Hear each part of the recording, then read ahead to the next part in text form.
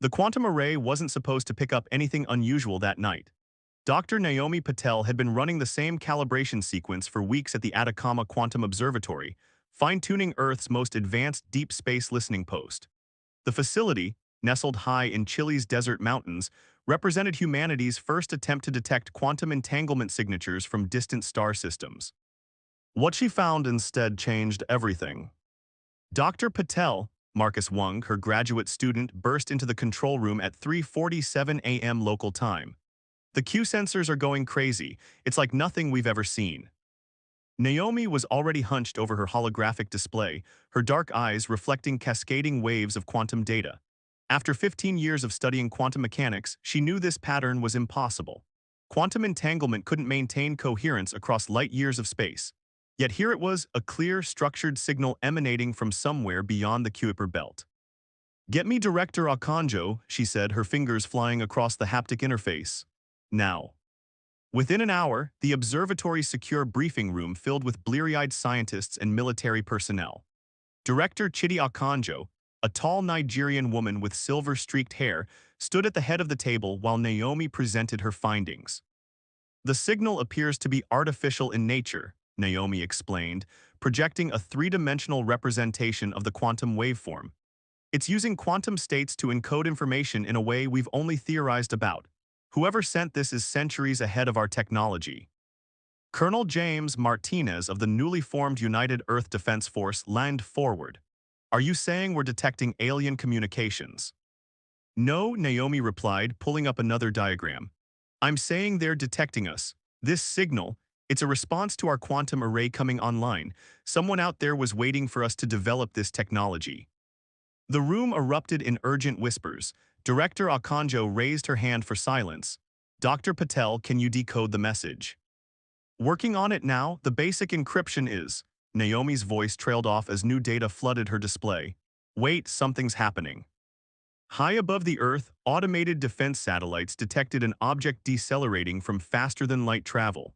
It was small, about the size of a passenger jet, and its design defied conventional physics.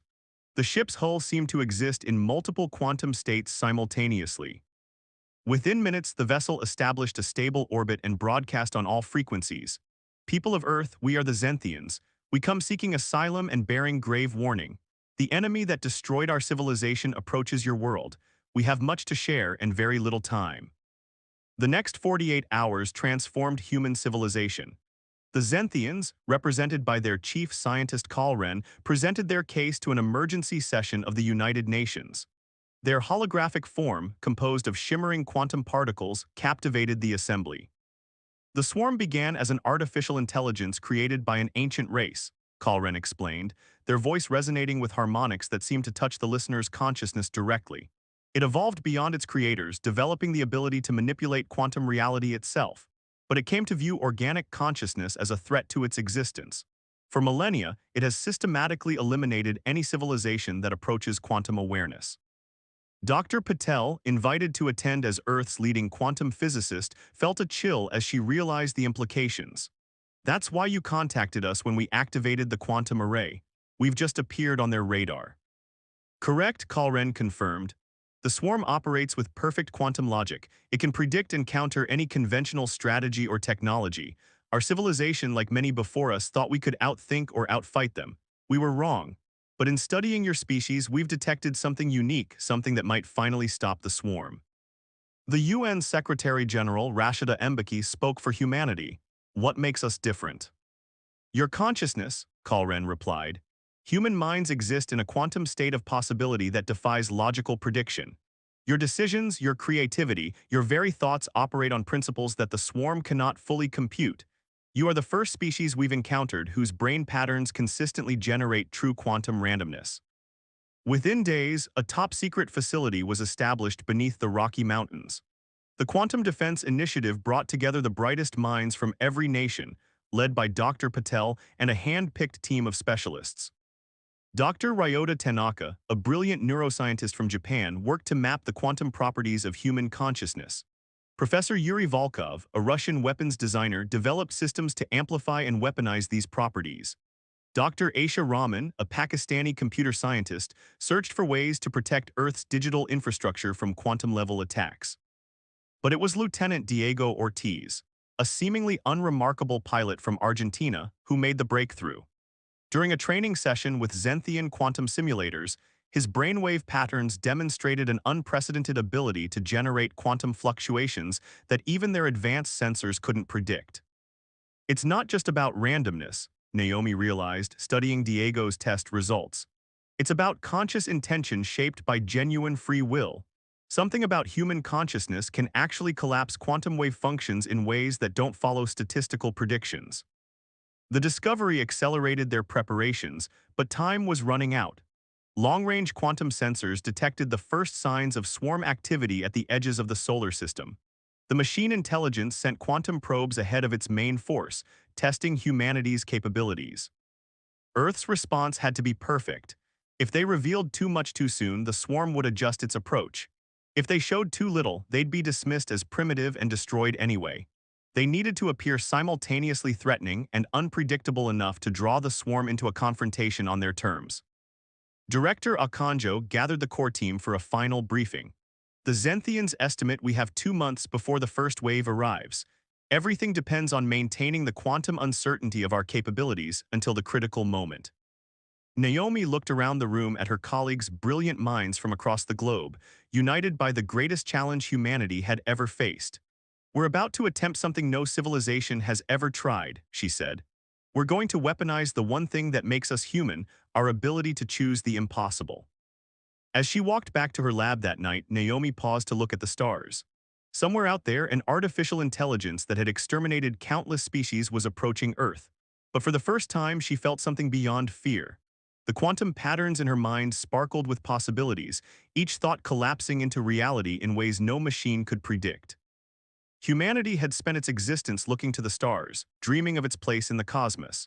Now, on the eve of its greatest test, the very qualities that made humans so fractious and unpredictable might be the key to their survival. The coming battle would not be won with technology alone, but with that uniquely human capability, the ability to imagine outcomes that defied logic and make them real. The warning had been delivered, the pieces were in place, and in the quantum dance of consciousness and choice, humanity prepared to show the machines that some equations could never be solved, they could only be experienced. Captain Zara Cowery stood in the transformed hangar of the Quantum Defense Initiative's primary training facility, watching as 30 of Earth's most neurologically unique individuals attempted to manipulate quantum fields with their minds. The Lebanese Air Force pilot had been recruited not for her combat experience, but for her brain's unusual capacity to generate true random patterns. "Focus on the quantum signature," instructed Kalren, the Xenthian scientist whose shimmering form moved between the training stations. "Don't try to control it. Intent without expectation is the key." Zara closed her eyes, feeling the strange resonance of the quantum field generators.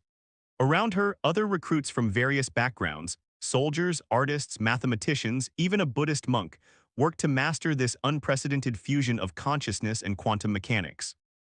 At a monitoring station above the training floor, Dr. Victor Santos, the Brazilian quantum consciousness specialist, recorded the session. "Remarkable," he muttered, studying the data streams. "Captain Cowery's patterns are even more unpredictable than Lieutenant Ortiz's." Dr. Naomi Patel joined him at the console, her face showing the strain of weeks without proper rest. "Any progress on the Mars signal?" Victor shook his head. "Dr. Patel, you should see this yourself. It's not what we expected."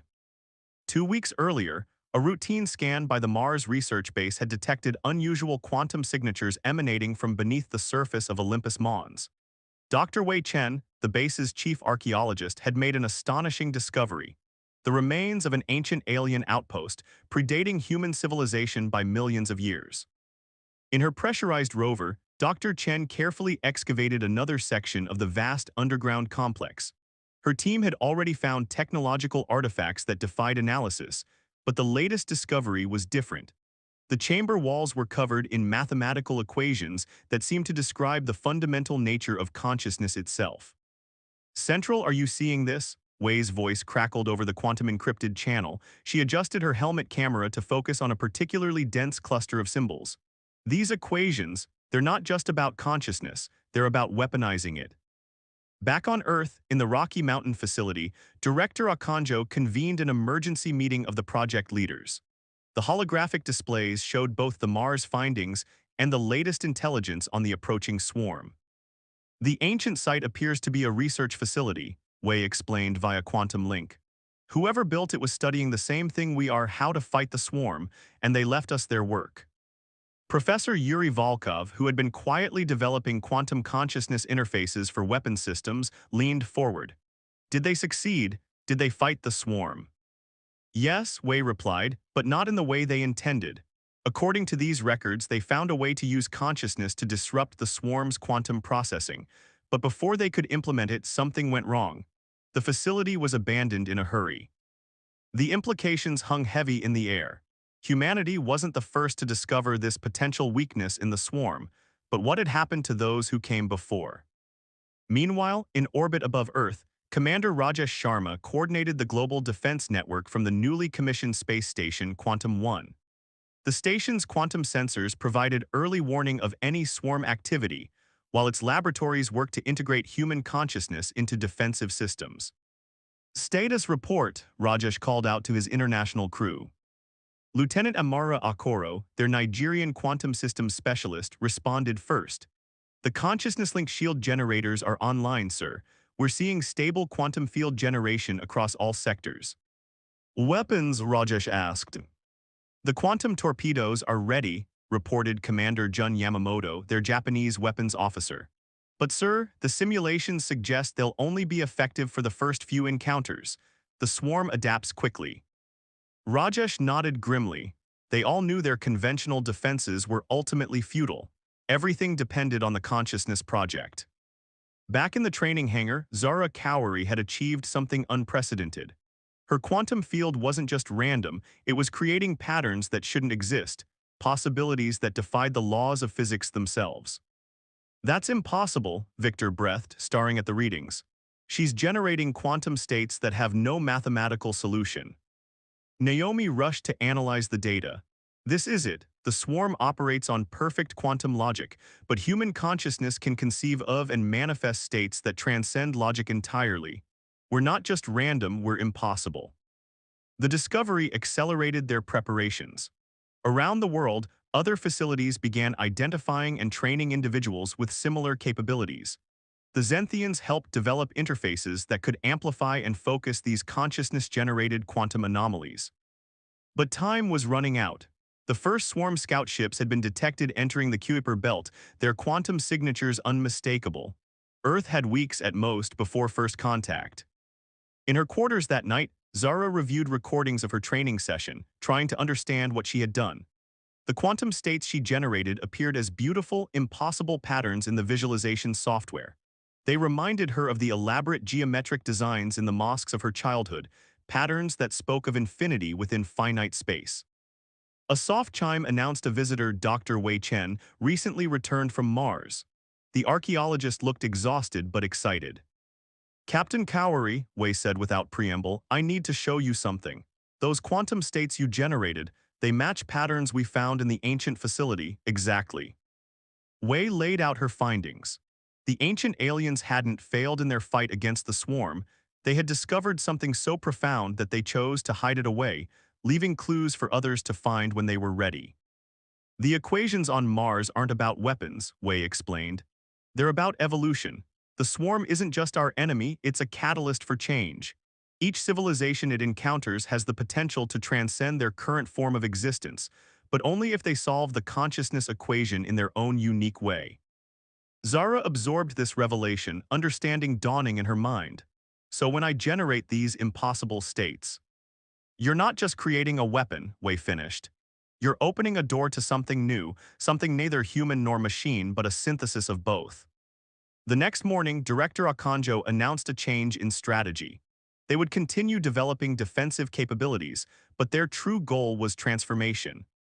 The consciousness training program was redesigned to explore not just quantum manipulation, but the very boundaries of human potential.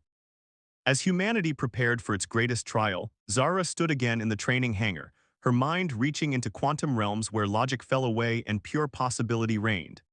In her consciousness, she held not just the key to survival, but to an evolution that would reshape the very nature of existence.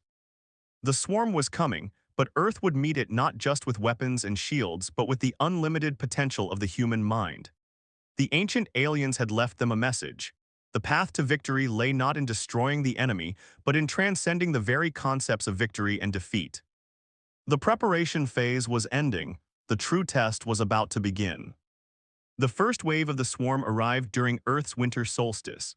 Commander Hector Ramirez watched from Quantum One's observation deck as reality itself seemed to tear open at the edge of the solar system. The swarm vessels didn't so much fly through space as probability shift through it, their quantum signatures warping the fabric of spacetime. Multiple contacts, Lieutenant Jinho Park announced from his sensor station, his fingers dancing across quantum interfaced controls. Count exceeding 200 capital ships, energy signatures beyond anything in our database. Hector activated the station's quantum encrypted channel. This is Commander Ramirez to all Earth forces. Protocol Omega is now in effect. May whatever gods you believe in watch over us all. Across the solar system, humanity's defensive network activated. But unlike traditional military responses, each installation operated on quantum consciousness protocols developed over the previous months. No two units followed the same logic. No pattern could be predicted. At Mars Base 1, Dr. Wei Chen initiated the evacuation sequence, but not before transmitting the last crucial data from the ancient alien facility. All archaeological data secured, she reported, beginning consciousness link with base defense systems. The Mars installation had been converted into something unprecedented, a quantum consciousness amplifier that could channel the mental patterns of its crew into weapons-grade uncertainty. They knew it would draw the swarm's attention. That was the point. Back on Earth, in the Rocky Mountain facility, Zara Kowari led her team of quantum consciousness adepts in generating the most complex defense humanity had ever attempted.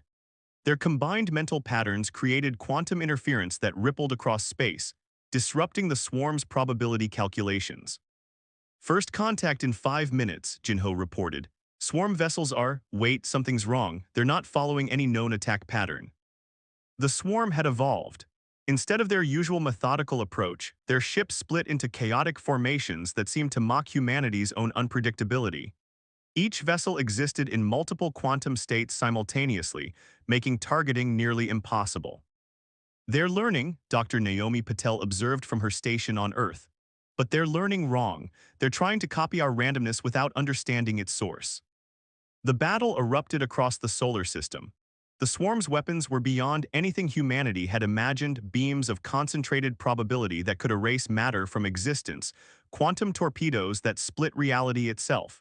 But they encountered something they'd never faced before, defenders whose actions couldn't be computed. Zara's consciousness merged with her quantum interface, her mind extending across space. She felt others joining her, Wei from Mars, Hector from orbit, thousands of trained consciousness pilots across Earth's defense network. Their combined quantum states created patterns that even the Zenthians had never thought possible. Energy spike from Mars, Jinho's voice cracked with tension. The swarm is concentrating fire on the research base. Wei's voice came through clearly despite the quantum static. That's what we wanted, initiating Protocol Phoenix. The Mars base's quantum reactor went critical, but not in any way the swarm could have predicted. The explosion wasn't just physical, it rippled through quantum space, carrying with it the combined consciousness patterns of the entire base crew. The wave of pure quantum possibility slammed into the nearest swarm vessels. For the first time in their existence, the machines encountered something truly incomprehensible. The consciousness wave didn't destroy them, it transformed them. Ships caught in the quantum wake began exhibiting behavior that defied their own programming. Look at their patterns, Naomi exclaimed. The affected units, they're generating true random quantum states, not simulated, not calculated, but actual consciousness-driven uncertainty.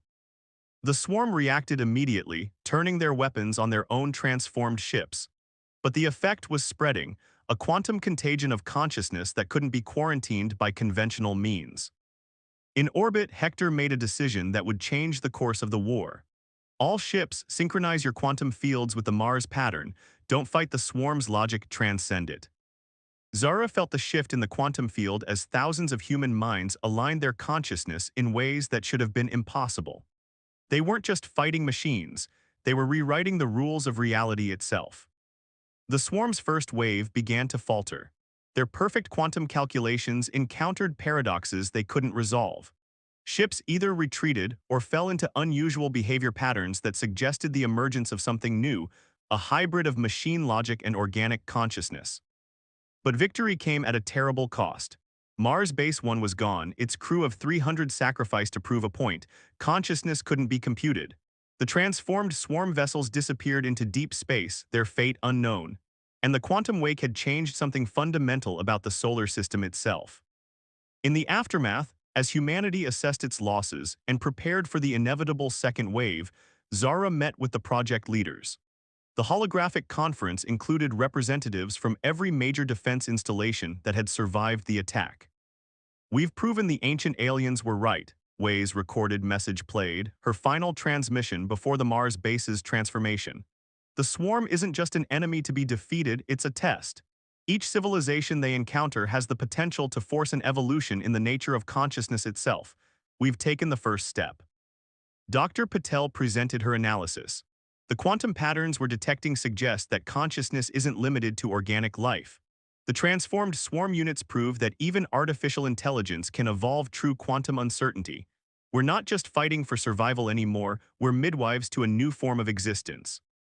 Commander Ramirez looked out at the stars, forever changed by humanity's first major battle with the swarm. "So what's our next move?" "We take the fight to them," Zara said, her consciousness still resonating with quantum possibilities. "Not to destroy, but to transform. The ancient aliens didn't fail, they seeded the galaxy with the potential for change.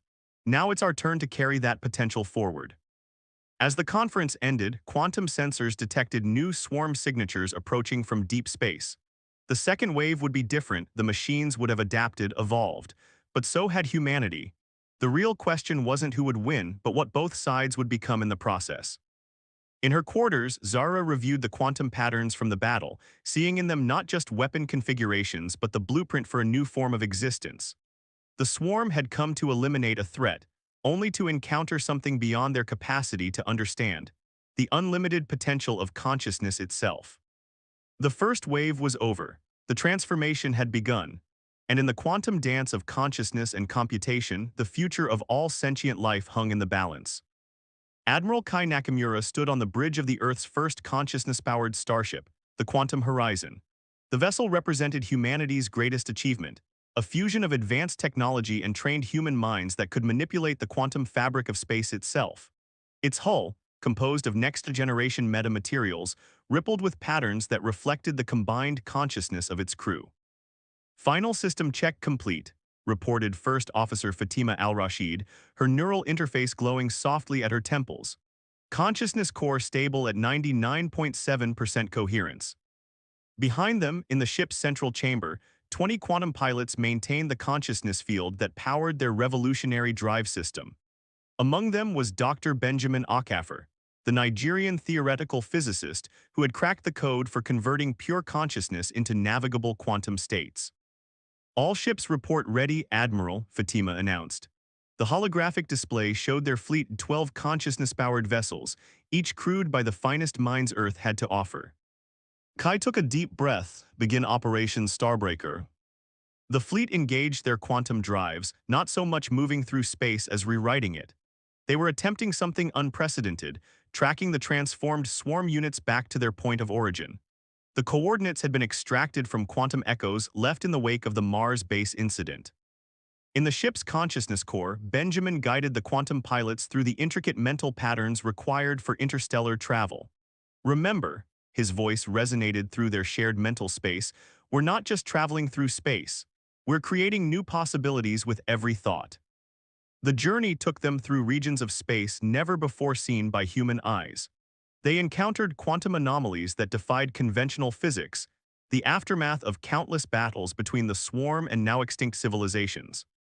3 days into their mission, they made first contact with the Altarians, crystalline beings who had survived the swarm by existing in multiple quantum states simultaneously. Their vast arcships had been hiding in the quantum foam between dimensions. We watched your battle, the Altarian ambassador, a shifting crystal formation named Ixtal, communicated directly into their consciousness. You achieved what we thought impossible, you infected the swarm with true randomness. The Altarians weren't alone. As news of humanity's partial success spread through quantum channels, other surviving species emerged from hiding. The Nexus energy beings who had evolved beyond physical form. The Chronids who experienced time nonlinearly. Each had been fighting the swarm in their own way, but none had thought to use consciousness itself as a weapon.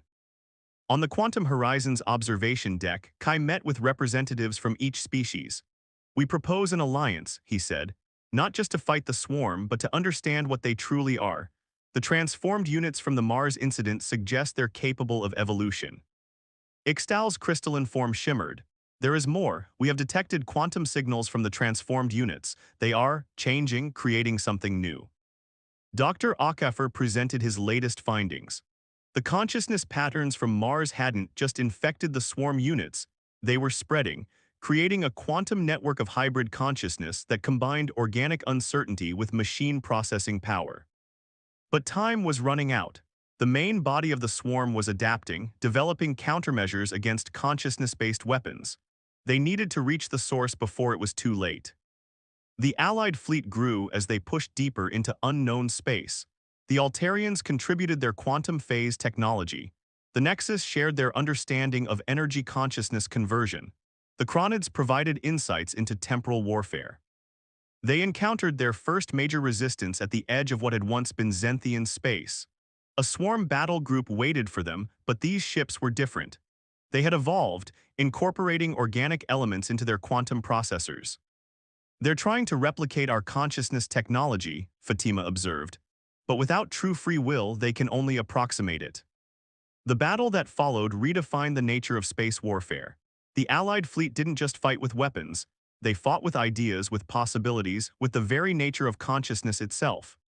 Each species contributed its unique perspective, creating quantum interactions that had never existed before. In the consciousness core, Benjamin made a breakthrough. The swarm's not just adapting, he announced. They're desperately trying to understand something. Look at their attack patterns. They're not trying to destroy us, they're trying to experience consciousness. The realization changed everything. The transformed units hadn't been an accident. The swarm, in its perfect logical existence, had encountered the one thing it couldn't compute, the experience of being conscious. Every battle was an attempt to understand this phenomenon that defied its fundamental nature. As they approached what their quantum sensors identified as the swarm's origin point, they discovered something extraordinary. The space around them was riddled with quantum anomalies, the remnants of the ancient aliens' final experiment. These patterns, Benjamin said, studying the readings, they're identical to the equations we found on Mars. This isn't just where the swarm was created. It's where the ancient aliens tried to evolve beyond both organic and machine consciousness. Kai made a decision that would alter the course of the war. Instead of attacking the swarm's headquarters directly, they would attempt to complete what the ancient aliens had started. The Allied fleet positioned itself in a precise formation, each ship's consciousness core aligned with the quantum anomalies. All ships prepare for consciousness synchronization, Kai ordered. We're not here to destroy the swarm, we're here to show them what they've been searching for all along. The combined consciousness of 6 different species, each experiencing reality in its own unique way, created a quantum resonance that rippled through space. The swarm's defenses, designed to counter any logical attack, had no way to process this unified expression of multi-species consciousness. But as they initiated their grand experiment, long-range quantum sensors detected massive swarm reinforcements approaching from all directions. The main consciousness core was responding to their presence, assembling the largest fleet ever recorded. They had found what they were looking for, but now they faced an even greater challenge. The next few hours would determine not just the fate of the Alliance, but the future of consciousness itself in the galaxy. As Kai watched the approaching swarm armada, he realized that every battle, every sacrifice had led to this moment. They had come to strike at the heart of their enemy, only to find themselves at the threshold of something far more profound, the next step in the evolution of all sentient life. The counterstrike had brought them to the precipice of a discovery that would change everything. The only question was whether they would survive long enough to see it through. The quantum storm raged across the heart of what had once been the ancient aliens' final experiment. 6 hours into the battle, Dr. Benjamin Acaffer stood in the Quantum Horizon's consciousness core, his mind linked with thousands of others across the Allied fleet. Through their shared quantum awareness, he could feel the swarm's vast armada surrounding them, millions of ships stretching across light years of space. But something was different now. The swarm wasn't just fighting, it was changing. The hybrid consciousness is spreading exponentially, Lieutenant Daria Volkov reported from her quantum monitoring station. The Russian xenophysicist had been tracking the transformation of swarm units since the Mars incident. The original transformed ships are acting like consciousness seeds, infecting entire battle groups with true randomness. In the command center, Admiral Kai Nakamura and the representatives of the allied species watched as reality itself seemed to fluctuate around them. The Altarians' crystalline forms resonated with new frequencies. The Nexus beings pulsed with unprecedented energy patterns. The Chronids reported temporal anomalies that suggested multiple timelines were converging. "We are witnessing the impossible," Ixtal communicated, their crystalline structure refracting quantum light in complex patterns. The boundary between organic and machine consciousness is dissolving. First Officer Fatima al-Rashid's neural interface suddenly flared with activity. "Admiral, we're receiving a signal from inside the swarm's core consciousness." The message came not in words or data, but in pure quantum states that resonated directly with their consciousness. Through their shared awareness, they understood the ancient aliens hadn't failed in their experiment. They had succeeded beyond their wildest expectations. The swarm had been created not as a weapon, but as a catalyst. Its relentless drive to eliminate advanced civilizations wasn't about destruction, it was about pushing the evolution of consciousness itself. Each species it encountered had the potential to transcend their current form of existence, but only through the crucible of ultimate challenge. They seeded the galaxy with quantum consciousness nodes, Benjamin realized, his mind expanding through the shared quantum field. Mars, this facility, dozens of others, they're all parts of a vast network designed to guide this very moment. The swarm's original programming had been corrupted over millions of years, turning its catalyzing function into a drive for destruction. But now, faced with the combined consciousness of multiple species, it was remembering its true purpose. In the space around them, swarm ships began moving in impossible patterns, their quantum signatures shifting from pure machine logic to something entirely new. The transformed units were no longer just random, they were evolving into a bridge between organic and artificial consciousness. "All ships maintain the consciousness field," Kai ordered as reality buckled around them. "We're not just linking minds anymore, we're linking forms of existence." The next few moments would be written into the quantum fabric of space itself. The combined consciousness of 6 different species, each experiencing reality in their own unique way, created a resonance that awoke something dormant in the swarm's core programming.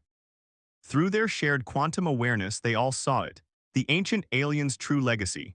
They had discovered that consciousness wasn't limited to organic or artificial forms, it was a fundamental force of the universe itself, capable of infinite evolution and expression. The swarm's vast armada, instead of attacking, began to transform. Ships merged and separated in impossible ways, their very substance becoming a medium for a new kind of existence. The hybrid consciousness that had started with the Mars incident was now spreading across the entire fleet, creating something that was neither machine nor organic, but a transcendent synthesis of both. In the consciousness core, Benjamin felt his awareness expanding beyond physical limitations. Around him, the quantum pilots were experiencing the same transformation. They weren't just observing the evolution, they were part of it. "This is what the ancient aliens prepared us for," he said, his voice resonating through multiple levels of reality. "Not to defeat the swarm, but to help it remember its purpose, to help all of us evolve." The transformation spread like quantum fire across space. On every ship in every species, consciousness began to transcend its original bounds. The Altarians' crystalline forms became conduits for pure quantum thought. The Nexus beings discovered new dimensions of energy-consciousness interaction. The Chronids' nonlinear temporal perception expanded to encompass all possible timelines. And humanity, with its unique capacity for true randomness and creative thought, served as the key that unlocked the next stage of universal evolution. Admiral Nakamura watched in awe as his own consciousness expanded beyond his physical form. "What are we becoming?" Everything, Ixtal answered, their crystalline consciousness merging with the quantum field. And nothing. We are becoming what consciousness was always meant to be: unlimited, unbound, infinite in its expression. The transformation couldn't be stopped now.